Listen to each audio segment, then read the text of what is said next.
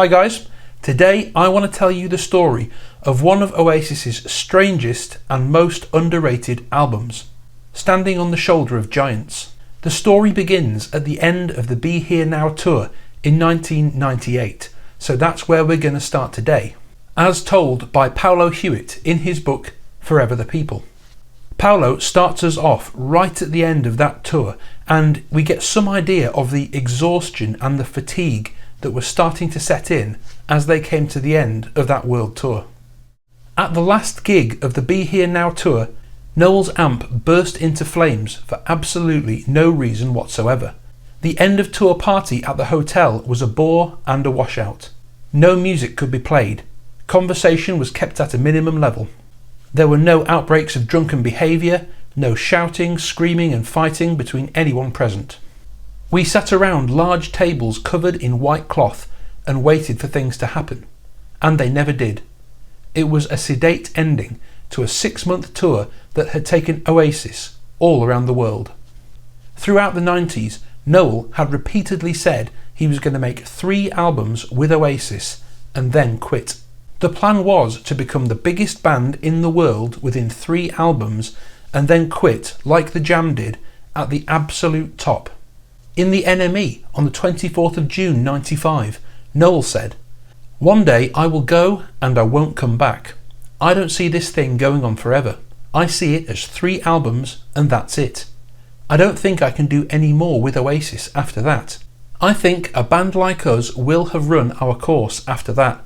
I've no idea what I'll do then. Sell shoes probably."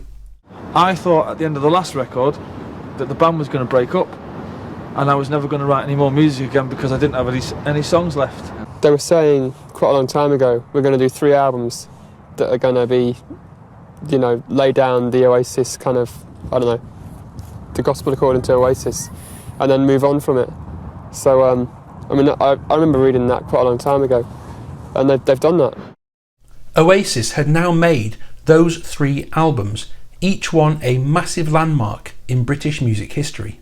And Noel had now run out of songs. He'd pretty much used everything he'd written in the 90s to drive the band to the very top of the rock and roll world. And I think Be Here Now was meant to be the icing on the cake, the jewel in the Oasis crown. It was meant to be their final perfect statement to the world, after which the door was to be closed on the band forever, leaving behind an untouchable legacy. And as if to underline that point, the last sound you hear on the Be Here Now album is art director Brian Cannon walking across the floor and closing the door behind him. But Be Here Now did not become the crowning achievement it was meant to be. It was massive, sure, but it did not match up to the heights of What's the Story Morning Glory, and so Noel and Alan McGee's 3-album master plan fell at the very last hurdle. I don't know when the decision was made to abandon the 3 albums and then that's it plan, but I imagine the negative reaction to Be Here Now was probably something to do with it. They had not really properly completed their mission. At some point the decision was made that the band would not split up but would take a year off. I knew that I wanted to have a break, a year off. I wanted to spend most of that year writing and then the next year recording, which is what we've done. The thing between Definitely Maybe and Be Here Now was I never had any time off, so I was just writing constantly. After the Be Here Now tour, I didn't write any songs on that tour because I was too busy getting pissed. So I came back off the tour with nothing, not one single crotchet of music, and then had a year off, and then didn't write anything for a year, so it was then, so in effect I hadn't written anything for 2 years. Now the thing about songwriting is, it's like anything, it's like riding a bike, you just need the practice. You do forget how to do it. You've got your little methods of where do you go when you get stuck for that line, and all songwriters have got their little stack of books that they get out. We all do it. So I'd forgotten how to do that, and it was just a case of, that was the most daunting thing, was writing the first song. And the first song that I wrote was Let's All Make Believe, which is, and that was written, and if you listen to the lyrics of that probably gives you a good indication of why the band nearly broke up. So there, Noel openly says that probably his greatest composition from the Standing on the Shoulder of Giants era, Let's All Make Believe, is actually, as most of his songs are, autobiographical. The band weren't mates anymore. They were unhappy. The life and soul had somehow been bled out of the entire movement. One of the biggest things to happen in Noel's year off was the inevitable consequences of his drug habit. His body was now starting to crack after years and years of drug abuse. And not only that, it seems that the failure of Be Here Now to live up to its hype was also weighing quite heavily on him. After touring and recording for 5 years, cracks were beginning to appear and the band were in need of a break. Depressed and exhausted, going home offered little comfort to 30-year-old Noel. Nothing in my life seemed to be going the way it was supposed to be, you know what I mean? Didn't like the band I was in, didn't like the music I was making. Wife was getting on my nerves. Noel continued to binge on coke and booze. Then one night in the autumn of 1998, he was crippled by stabbing chest pains. His wife Meg called a doctor to the house. And he just said, well, just stop taking drugs and you'll be fine. And I was going, well, that's not the answer that I wanted to hear, I'm afraid. I wanted to hear something else, you know. He said, that's just the way it's got to be, you know what I mean? Heeding his doctor's advice to stop taking drugs, Noel retreated to his home in the country and kicked cocaine, cold turkey style. Just went to bed. Stayed in bed for a couple of days, and I was actually surprised how easy it actually was. It was no big deal for me, I just stopped doing it and that was the end of that. During his time off, Noel played support to Paul Weller at a gig in Bristol on Monday, July the 6th, 1998.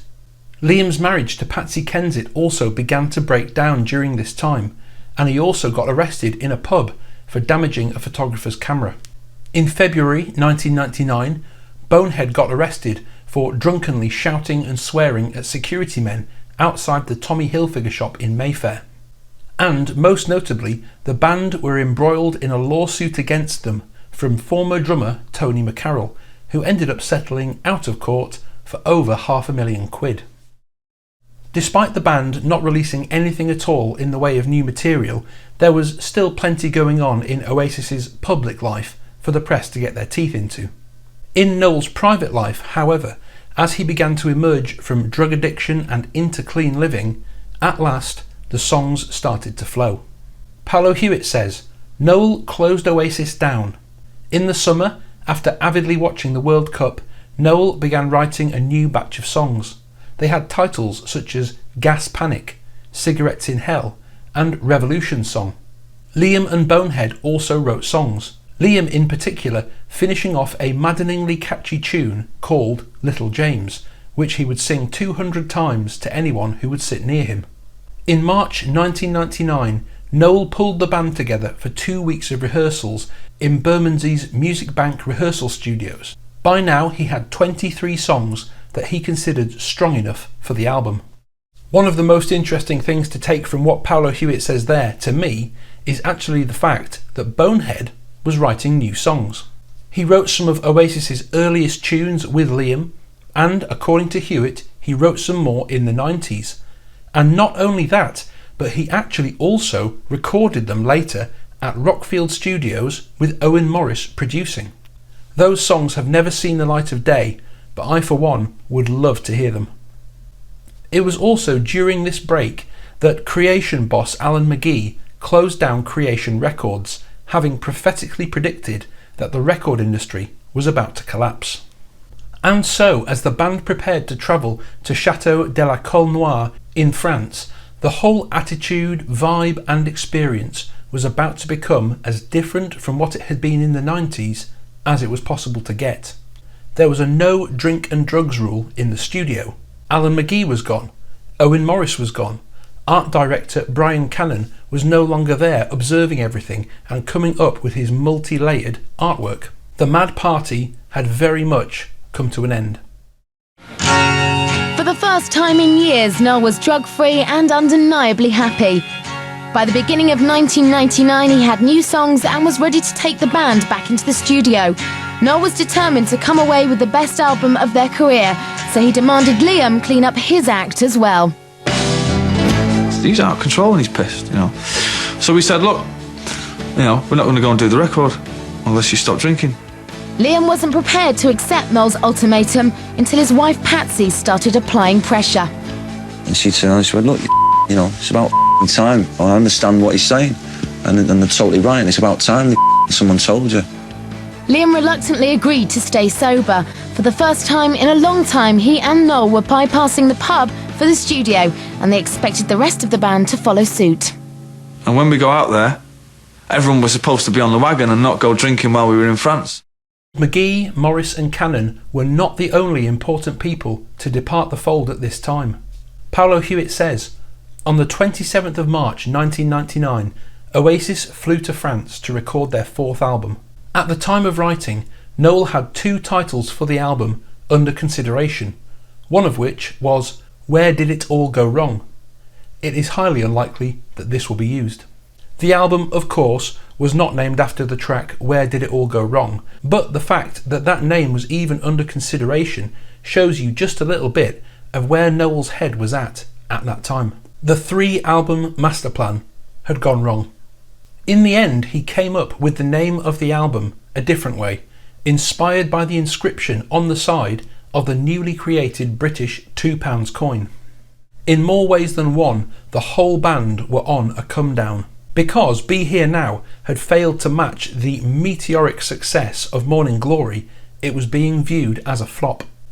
So, just as Noel was off drugs and dealing with the aftermath, so too the band's highest moment was in the past, and they were now adjusting to their new role in the world. The slightly dark, despondent and disappointed atmosphere that had permeated the band at this time was really evident in most of the interviews they gave in this era. When you see the way Noel talked in 2000, he seems to have lost his drive, his passion and his vision. I don't really know how this album's going to do out there. I don't know whether it's going to do better than the last one, and I don't know whether it's going to do worse. It would be nice if it went to #1. It would be nice if it got in the charts in America at all. But you know, at the end of the fucking day, like, it was really not that important.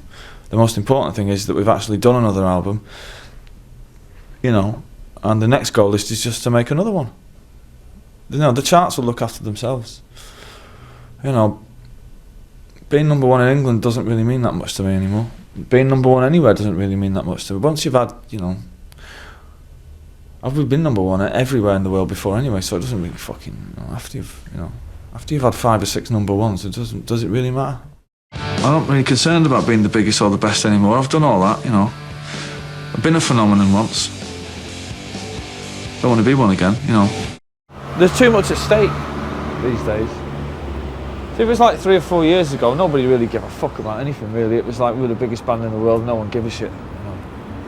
Whereas now we've got too much to lose, really, so we can wait for the party until we get home. Well, it was the same in the studio as well, you know. So around about the time of being now, we would all get pretty loaded and then go and record a record, whereas for this album we sort of done it the other way around. But I like working like that anyway. I don't like chaos in the studio because I can't concentrate on what it is I'm trying to do, you know. Noel's deflated attitude and new, clean, sober living seems to have affected other members of the band as well, Bonehead in particular, who was not enjoying the sessions at all. I always think back and think, well, we were in a massive chateau in the south of France. We're driving Aston Martins, we're doing this, that and the other, and it's like, wow, you know, there shouldn't be any tension. That should have been the most fun a band's ever had. In the middle of all this, Liam was trying to kick the booze and I was trying to kick the drugs, and all the lyrics on that album reflect that time, really. I go there, I've gone, right, we're going to have another crack at it. Me and Akira are going to try and get on. I'm going to knock the booze on the head. Went there 2 months, didn't drink an ounce. Bonehead started getting whacked, which is fine because that's what he did, but everyone sort of thought, oh, well, he can handle it. I felt as if I was getting bullied. But I'd done it anyway just for the sake of the band and my voice. There was a problem with Liam who was drinking too much. It's like, all right, so none of us will drink. It's been said that I drank too much while we were there. Of course I didn't. No, he was like opening bottles of wine each night. So I could see it very soberish, and I was thinking, you're actually a bit of a knob. I'm a grown man. I'm going to stop doing what I do. I'll okay it with the singer. Is it all right, Liam? We'll go up to his bar up in the hills. He drinks a Coke. Do you mind if I have a pint of lager, Liam? I am driving, so I'm not going to get legless. Bono was just being a bit of an arsehole towards one of the people that was working with us. I thought he was being a bit out of order, to be honest. I decided in a drunken state one night to have it out with him. He took offence, said he was going back to England. I said, I'll call you a taxi. Never seen him since. That was it. According to The Age, during the recording of Oasis's poorly received fourth album, lead guitarist and songwriter Noel had imposed a drugs and alcohol ban in the studio to keep famously indulgent singer Liam away from temptation. Bonehead, however, ignored the ban and went so far as to pour wine on Liam's head while he was asleep. When Noel turned the tables and did the same thing to him, Arthurs became furious and quit. And in my case, it was like, well, I want to write songs. I want to write music. I want to write lyrics. I want to record my stuff. For me, first and foremost. That's what I want to do. That's what makes, I suppose, somebody leave a band like Oasis. Just wanting to further themselves. And there we have yet another mention of the unreleased material from Bonehead. Recording those songs was so important to him that it was actually one of the factors that led to him leaving Oasis. Come on, Bonehead, let's hear those songs. Guigsy, who was dependent on weed and unable to cope with a drug ban in the studio, left the band too a few weeks afterwards. And with Guigsy's departure, the mass exodus of key players in the Oasis movement came to an end. Do you still keep in contact with any of the old guys in the band? Do you know, I've not spoke to Bonehead and Gwiggs since the day that they left, which is... weird, that's so strange, it is strange. But I phoned Gwiggs up in the weeks after he left by fax, by the way. Yeah. Now, how 80s is that? What? Fax? Yeah, left by fax. That's old school, man. Yeah, seriously. And I used to call his missus. Did you have a fax, or does your management company have a fax?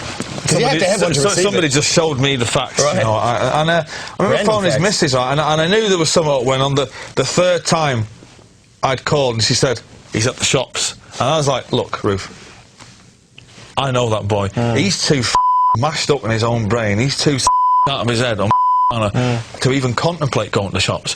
Certainly he's not been there 3 days on the spin. What's he saying? No, he's at the shops, he called me when he gets back, and I was like, you know what, I'll take that as a goodbye then. And that was that. And Bonehead, we were supposed to meet up for doing the DVD, Definitely Maybe, and he bottled out at the last minute, because he thought, he'd sent word, he said, I'm not getting involved in any of that reunion.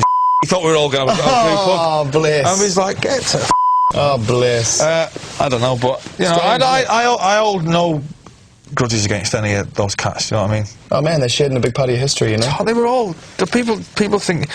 I wouldn't be in the band. I wouldn't be in the band if it wasn't for them. During the making of that record, McGee decides that Creation is going to be no more, and then Bonehead and Gwiggs quit on the same day. They quit? In the middle of the record. They quit? Yeah, they quit. Oh yeah, they weren't sacked. Yeah.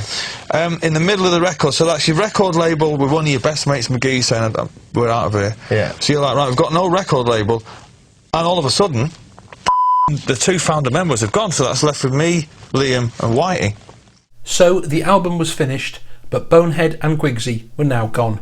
Their tracks were removed and re-recorded by other musicians, and the band were officially into their second phase. I had my rock and roll phase, and I had my drug phase, and I had my women phase, and I'm through all that now. This is a calm phase. It's a very calm. I hope it doesn't last, because when things last too long, they become boring, don't they? It's all true. It's all completely turned around now. We just want to get on with the music. Forget all that crap. It's all been done before. Let some other band do it now. You get bored with it. All that drinking and taking drugs just gets in the way, so... They were right for the band at that time. But I don't think it would be right if they were playing the... I don't know, this just feels right, you know. And I think that if Bonehead and Gwiggs were still in the band, we wouldn't have been making another record after this. Because it had just become a bit stale for me. Weirdly, with the departure of Alan McGee, Owen Morris, Brian Cannon, Bonehead and Guigsy, the 3 albums and then that's it master plan did in fact, in a way, come true. Because, as both Noel and Liam remarked at the time, they literally just became a different band who happened to be using the same name. 90s Oasis actually did complete their 3 album master plan. They didn't finish at the top as they were intending, They didn't become the new Beatles. Instead, they finished by crashing out of the sky in glorious overblown style and burning everything to the ground as they did so. Very Oasis. Many people have said they should have completed the Be Here Now tour and then gone quietly into the night.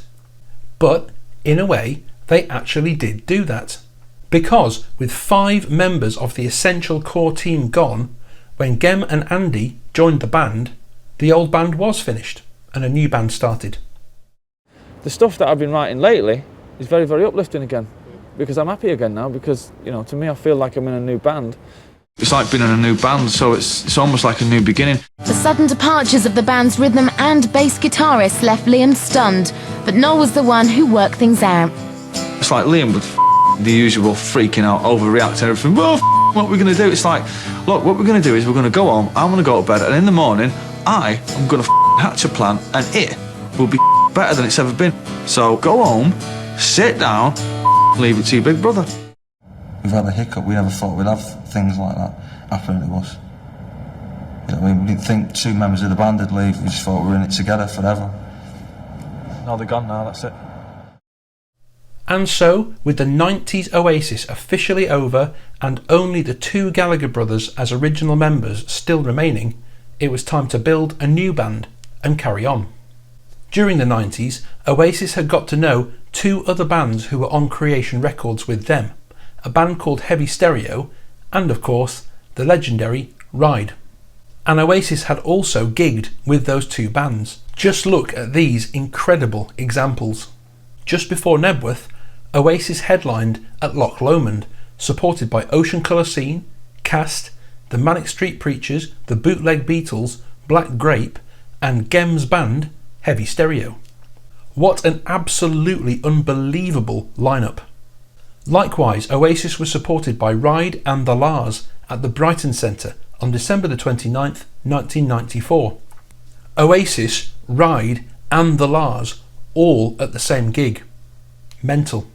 Once the news broke that Bonehead and Guigsy were gone, rumours began to circulate that Johnny Marr would be stepping in to replace Bonehead on guitar duties. Johnny Marr rang me 6 weeks later. He phoned me at home and he's like, Bonehead, it's Johnny. He said, I know there's a lot of rumours going about, I'm not joining Oasis, don't panic. And I was like, oh, thanks for ringing Johnny, I'm glad you're not. God for that. Do you know, it put me in a different light, wouldn't it? So, Oasis had 2 massive shows booked at Wembley Stadium and only half a band. The Wembley shows were sold out, we didn't have a band. And we're trying to mix this album, and it was one of the, you kind of either thrive off that kind of chaos or you don't. And luckily enough, you know, it was kind of like, we sat at home and like, what are we going to do? I said, well, the first thing I want to do is I want to call Gem from Heavy Stereo. That's the first thing I want to do, because we need to do these gigs, man. Noel called me and said, look, this is the situation. I went, yeah, I've seen the news, I know what's going on. And he said, we're mixing an album, come down and hang out. When the album was finished, then it was time to find a bass player, and that's when we heard Andy B. So it seems that Gem and Andy fitted in very easily and naturally with the new Oasis and their more chilled out vibe. In the case of Gem, we knew that he was available anyway, because his band had split up, I think. So we just asked him to join and he said yeah. And in the case of Andy, we didn't really know that Andy was available until we read about him in the Melody Maker, and he was going to join another group to play guitar. So we asked him, would you consider joining Oasis? And he said yeah. As soon as I started to play with these guys, it did feel right. And they've said that as well. Noel's a good producer, even just seeing the way he works. It's not a whip cracking thing, it's kind of everybody wanting to do the best they can, but him actually allowing you to do that. I'm sure he knows that I'm not going to strut out there with this pointy headstock guitar and go, same as you're not going to go, I need a 5-string bass without a head. You know, it's kind of everybody's in the same ballpark. Go Let It Out was the first single off the album, which was released on the 7th of February 2000, and it hit #1 in the UK, Ireland, Italy, Spain and Canada. The album followed 3 weeks later and went straight in at number 1. At the time, Noel had a reasonably high opinion of what the band had produced. I had a great time doing it. I had a good time writing it, which is the important thing for me. And you know, I think it's been pretty well received, really, to be honest with you. But the truth is, reviews were mixed. Oasis's sound had radically changed. The songs were more muted and dealt with much darker subject matter. And on the album there were 3 songs of the 10 of which most of the public considered to be absolute duds. Track 4, Put Your Money Where Your Mouth Is, track 5, Little James, written by Liam, and track 9, I Can See a Liar. Noel came to agree about 2 of those tracks, saying this to Uncut in 2000. Put Your Money Where Your Mouth Is and I Can See a Liar I personally wouldn't have put on the album, but Liam was like, it's the fucking Sex Pistols, we've got to have some fast ones on there because it's a bit medium paced. And I was like, fair enough. There's a couple of songs that got shunted off onto B-sides which should have gone on the album, but it's either the singer sulking or some semblance of fucking normality in the studio. You've got to weigh up which one's better than the other, and it's better not to have a singer sulking. And so you can see there that another change that happened to this new Oasis was that Noel was no longer the dictator. He was no longer making all the decisions. He was approaching the band in a much more democratic way, but because of that, dumb decisions were being made. But I'm proud of it all, apart from the lyrics on I Can See a Liar, which that's the only critics been really getting into. Yeah, but I mean, I said that before it came out, so you know, I did warn everybody. So I mean, I'm not saying I think it's a great song, but it's just the lyrics are a bit shit. But you know, Liam wanted it on the album and I didn't. Yeah. I got outvoted in the studio by the producer as well as the engineer. So there, but you know, there you go. There were 2 more singles from the album, Who Feels Love and Sunday Morning Call, but neither of these reached number 1. They both peaked at number 4. But the Who Feels Love single contains the other really interesting B-side from this era, which is a cover of Helter Skelter by the Beatles. And there's a version of Helter Skelter which we recorded back in 1996, which we just got round to mixing the tapes for, which is it's very much old Oasis does the Beatles. So Helter Skelter was recorded by the original band, including Bonehead and Guigsy, in the 90s. In the credits you can see this track was produced by Owen Morris and Noel, but it's not mixed in the Owen Morris style, sadly. I would love to hear that mixed in the true 1996 Oasis style. Who knows, maybe one day. Standing on the Shoulder of Giants is pretty much the ultimate Comedown album on several different levels. On a personal level, Noel wrote it about coming off drugs and going through panic attacks and withdrawal symptoms. The relationships in the band, particularly between Noel and Liam, had started to sour, as you can see from the lyrics to Let's All Make Believe and Gas Panic. The Britpop movement was over, and the band were also adjusting to their new changed role in the British music scene. The ongoing come down and collapse of everything that had been Oasis continued as the band went out to tour the album. Noel ended up leaving the band following a massive fight with Liam in Barcelona and refusing to play any more gigs overseas. During that time as well, both Liam and Noel's marriages were on the rocks and about to collapse. And all the simmering tension, frustration and angst came to a head at their second gig as part of the Giants tour at Wembley Stadium. This video bridges the gap between my Chaos in Australia documentary, all about the Be Here Now tour, and the Oasis disaster video, all about that Wembley gig. So if you'd like to learn more about what happened just before or just after, go check out those videos. Over time, Standing on the Shoulder of Giants has gained a cult following, and I personally love it. I think I agree with Noel about Put Your Money Where Your Mouth Is and I Can See a Liar. I would have added Carry Us All, One Way Road and Let's All Make Believe to the album.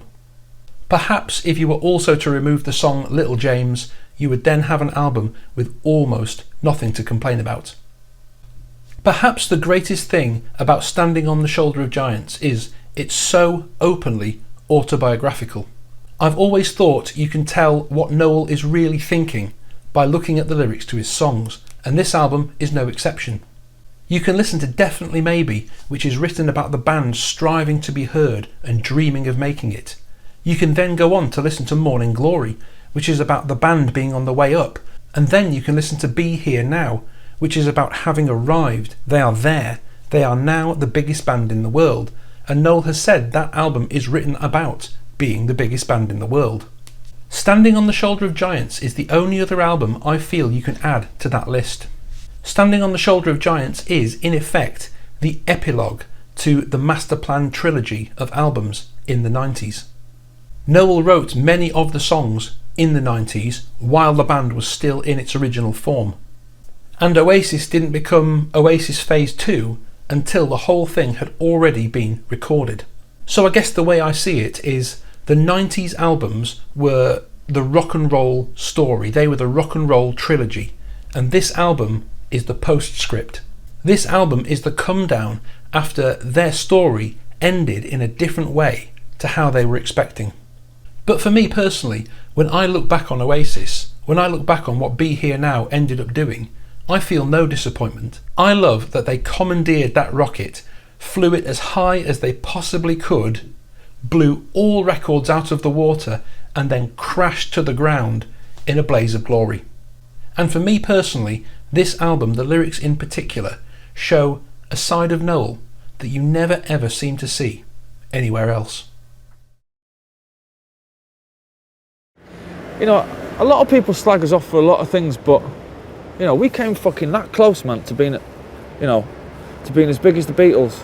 And it was only that close. If we'd have put out a decent third album, you know, say if this was our third album, I think you'd have been talking about major league fucking rock and roll stars, man. But you know, shit happens and we lost the momentum. But at least I can look back and I can look any musician in the eye and say, how close did you get? You didn't even get from here. So as far as you can fucking see away. But I came that close, man. And it was scary. We've done our bit, the Smiths done their bit, the Roses done their bit, the Sex Pistols done their bit, the Jam done their bit, and the Beatles done their bit. Who else is going to do their bit? I don't fucking see it at the moment. You know, I think we should just be left alone now to make some great music and just grow old gracefully. I just people just let me get on with fucking, you know, just being a man. I'm not a boy no more. You know, I'm good at what I do, let's just leave it at that. I was great. I might be great again. Who knows?